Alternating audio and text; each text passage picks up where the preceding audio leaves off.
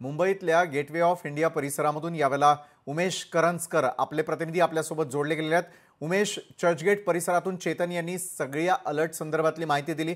दुसरीकडे पुण्यात देखील अलर्ट देण्यात आलेला आहे आणि अनेक परिसर किंवा गर्दीचे परिसर रिकामे करण्यात आलेले।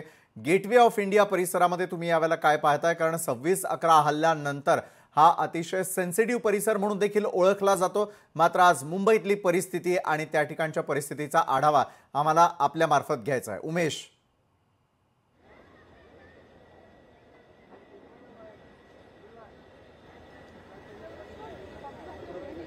विशाल सर, गेटवे ऑफ इंडिया हा सगळा परिसर जो आहे तो अत्यंत संवेदनशील आहे। कारण जे पर्यटक आहेत, म्हणजे ते विदेशी पर्यटक असतील, राज्यातले पर्यटक असतील किंवा देशभरातून जे पर्यटक येतात, ते सगळ्यात आधी जर येत असतील तर कुठे गेट ऑफ इंडिया या सगळ्या परिसरामध्ये येतात। आणि गेट ऑफ इंडिया आणि त्याच्याच बाजूला असलेल्या ताज हॉटेलला पाहण्यासाठी हे सगळे पर्यटक मोठ्या प्रमाणात त्या सगळ्या परिसरात येतात। त्यामुळे हा सगळा भाग जो आहे तो अत्यंत दरवळलेला आणि लोकांनी भरलेला असतो। त्याच्यामुळे हा भाग नेहमीच संवेदनशील असतो। कारण आपल्या सगळ्यांना माहिती आहे, या ताज हॉटेलवरती जो दहशतवादी हल्ला झाला होता त्याची दखल जगाने घेतली होती।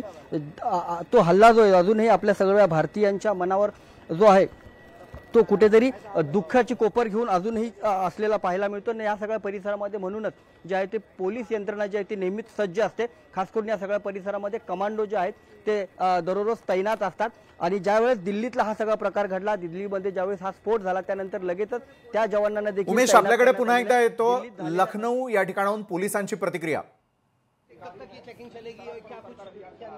जो व्यस्तम इलाके हैं उनके हम जो भीड़ भाड़ वाले क्षेत्र हैं, संवेदनशील जगह, हर जगह हम चेकिंग कराएंगे। आज अलर्ट रखा गया है। सब किस तरीके से अभियान चलाया?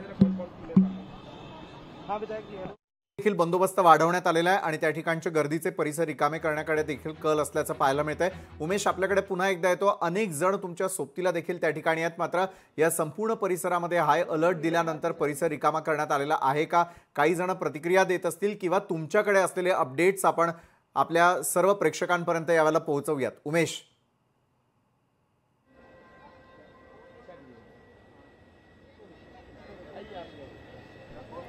नक्कीच विशाल सर, ज्याप्रमाणे तुम्ही म्हणालात, जो गेटवे ऑफ इंडियाचा हा सगळा परिसर आहे तो नेहमीच हाय अलर्टवर असतो। आता हा सगळे परिसर मी दाखवतो। अजूनही कुठल्या पर्यटकांना किंवा लोकांना इकडे येण्यापासून बंदी केलेली नाहीये। अजूनही सामान्य प्रमाणे जे पर्यटक आहेत, मुंबईकर आहेत, ते इकडे येत आहेत, या सगळ्या परिसराची मजा घेतात। मात्र हे सगळं घेत असताना पोलिसांना मात्र जे आहे ते हाय अलर्टवर ठेवण्यात आलेलं आहे। या गेटवे ऑफ इंडिया सगळ्या परिसरामध्ये 24 तास जी आहे ते कमांडोंची चौकी जी आहे ती तैनात असते। या चौकीमध्ये जवळपास 4 ते 5 कमांडो नेहमी असतात आणि या सर्व कमांडोंना ज्या आहेत त्या अलर्टच्या सूचना ज्या आहेत त्या देण्यात आलेल्या आहेत।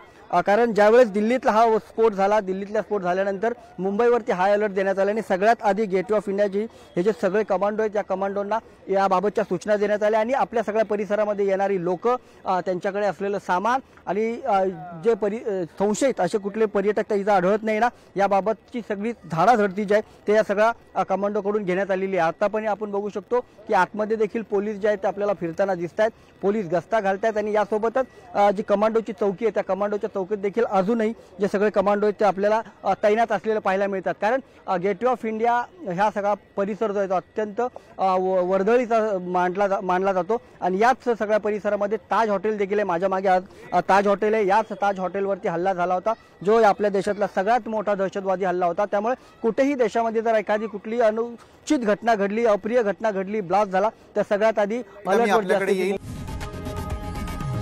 लोकशाही मराठी ऐका, पहा, जागरूक रहा।